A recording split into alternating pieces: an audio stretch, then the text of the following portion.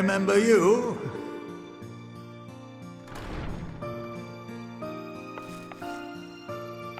I pray we have not caught you at an inopportune moment. We wanted to offer our thanks for your kind words in the forum.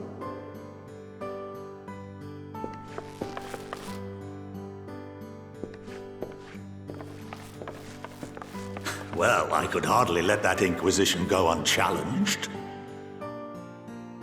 I've always believed that curiosity should be nurtured, not stifled. Thankfully, a majority of my colleagues agreed. A slender majority, aye, but a majority nonetheless. Had the vote not gone our way, we would be having a very different conversation, if any at all. Though I'd like to think you would have not given up on our cause. I'm told you paid a visit to the Annex afterwards. Yes, that's right. I was hoping to speak with the grandchildren of my dearly departed friends Galuf and Louisoix in a less dour setting. But it seems I just missed you.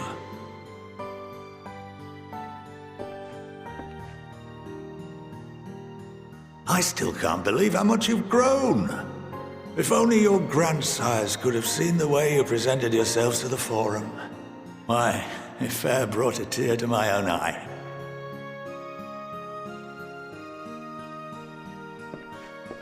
You must have the patience of a saint, putting up with this lot and their antics. Never mind Matoya's prize student. Luckily, I know a thing or two about managing unruly younglings. If you ever need advice, don't hesitate to ask.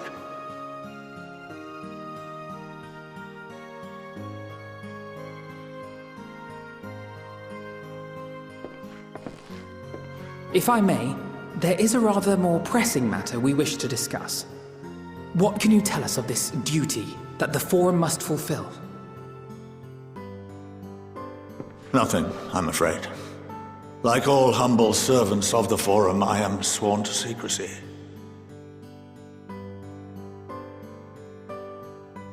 Or rather, I couldn't tell you if I tried. Our duty is of the gravest importance. Furthermore, if the particulars were made public, it would incite widespread panic. As such, those entrusted with this duty have been bound by an enchantment, which prevents us from speaking of such matters without the express permission of the Forum.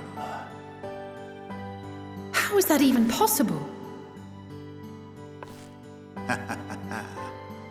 It's been some time since I last gave a lecture. Please, take a seat.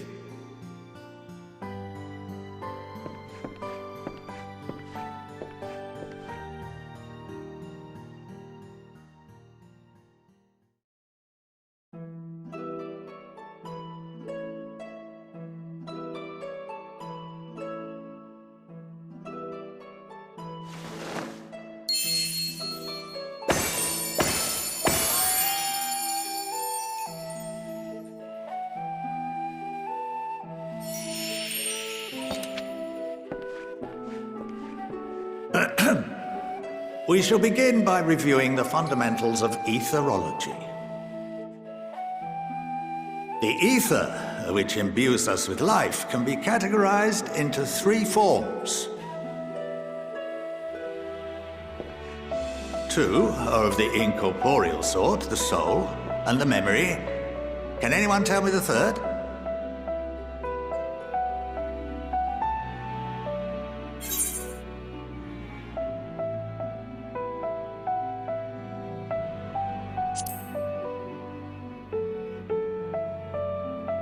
Yes, very good. This is the form with which the layman is most familiar. Consumed by even the simplest of daily activities and replenished by the food and drink that sustain us, this form of ether is in constant flux. In contrast, the ether that comprises the soul is rarely subject to dramatic change. The same can be said for memory, as the two are intrinsically linked.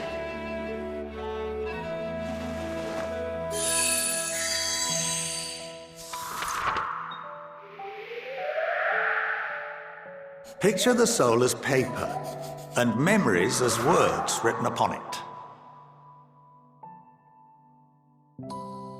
Now, what would happen if that paper was doused with ink?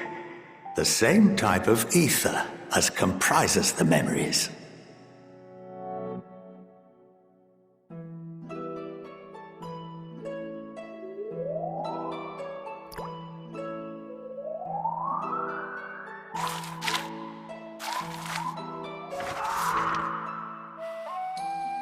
It would blot out everything that was written.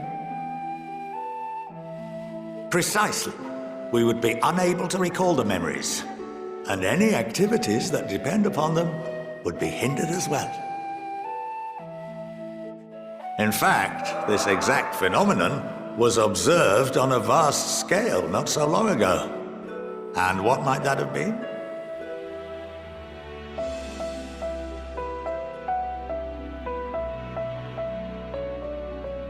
The seventh Umbral Calamity. The people of Eorzea vividly recall Bahamut breaking free of the Lesser Moon and raining hellfire down upon the realm. But no one could seem to remember the events that followed immediately afterwards. Indeed. To this day, we have yet to determine whether it was an unintended consequence or a deliberate act. The enchantment which binds me and the rest of the Forum is based on a similar principle. And yes, it is a contravention of the Sharlayan prohibition against the practice of memory manipulation. Only when a new member is inducted and told of our great duty are they subjected to the process. A necessary evil. You have my word that it would never be used to manipulate the populace? I should hope not. But can this enchantment be dispelled and your memories restored?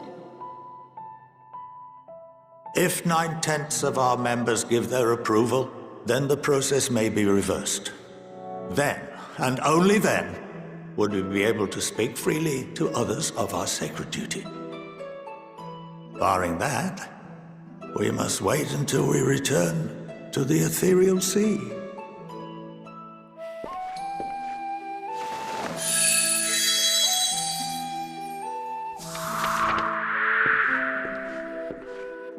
For there we will be purified, the blots upon our souls washed clean.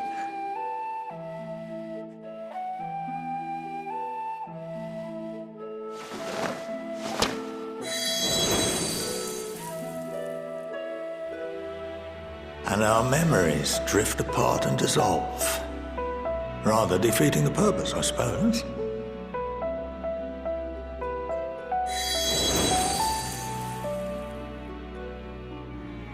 But there are those memories that are indelibly etched upon our souls, some believe.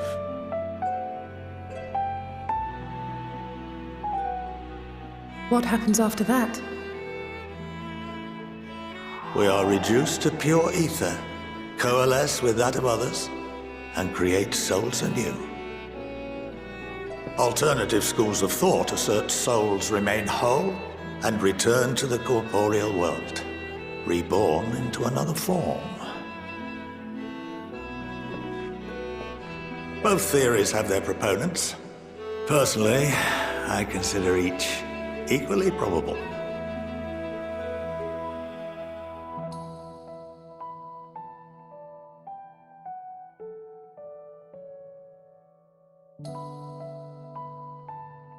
Well, I think that's enough education for today, now that I've given you some food for thought.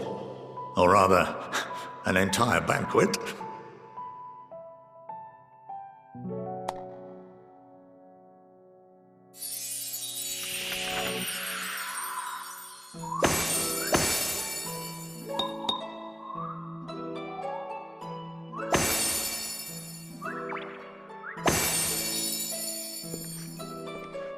I would remind you that although I'm unable to assist you with certain matters, the resources at my disposal may still be of use to you.